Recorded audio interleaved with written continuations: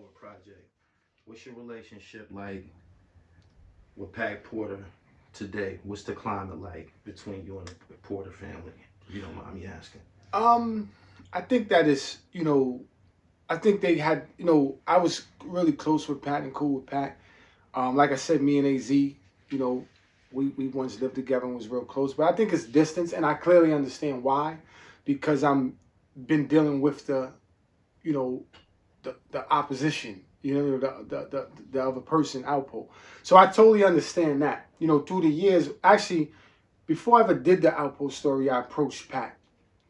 And I asked, I said, yo, do you mind if I do the Alpo story? Like, and she was like, no, Troy, you're a journalist. This is what you do. And as I got into it, I even came back to it one time and said, would you be interested in if I pay you, to do an interview in reference to it? And she turned it down, and respectfully, she turned it down. And she said, Troy, no amount of money could make me talk about this man. And I had to totally respect that. And then as he came home, and as through the years I got closer with him, I totally respected that she would have to distance herself from me, or would want to distance herself from me because of who I'm dealing with. Total respect for that. You know what I'm saying? And like I say, me doing the Game Over, I would accredit it to her interview that she gave me for me to go on and do 8 other documentaries, because that was a profound interview she did for me and 8. In reference to AZ, many a times I tried to connect him and Poe, and I put them on the phone to talk through the years when he was in jail, when he came home. And even the footage that got leaked, I showed AZ that footage.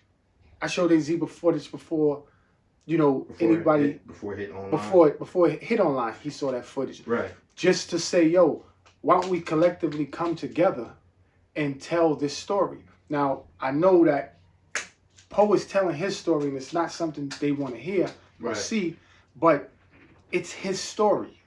And I can't stop him from telling the story. I can't go around certain sections of his story. As y'all told your story, he got to tell his story. So I met with A in the restaurant, 145th Street in Broadway. I showed it to him. I asked him, I said, yo, you think you could get her involved? And let's all make, instead of just being Alpo, my project, let's make it our project. And A was like, yo, I'll get right back to you. I drove him where he needed to go. And I was under the impression like, okay, we can put this thing together.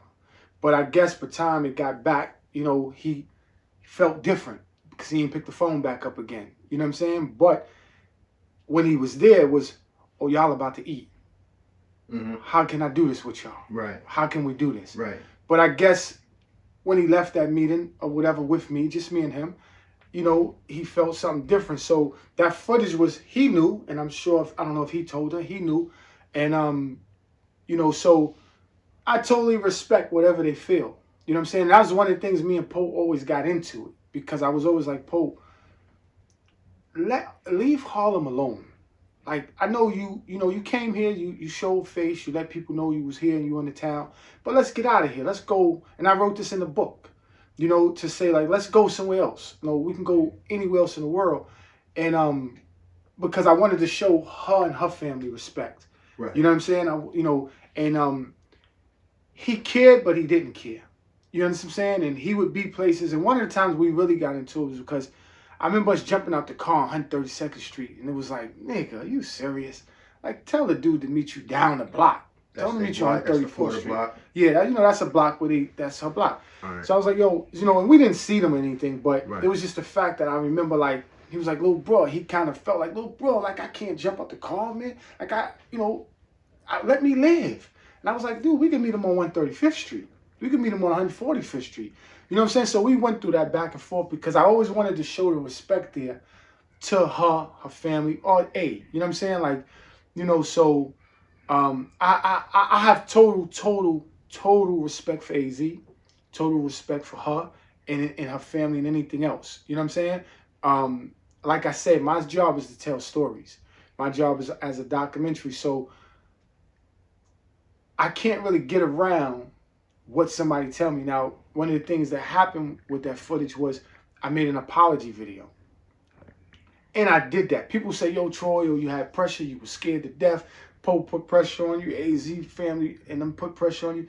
I've never spoke to Pat Porter or AZ to this day since then. I was gonna ask you that. Yeah, So never. after that footage was leaked, ain't no Never, way. Yeah. never spoke to them.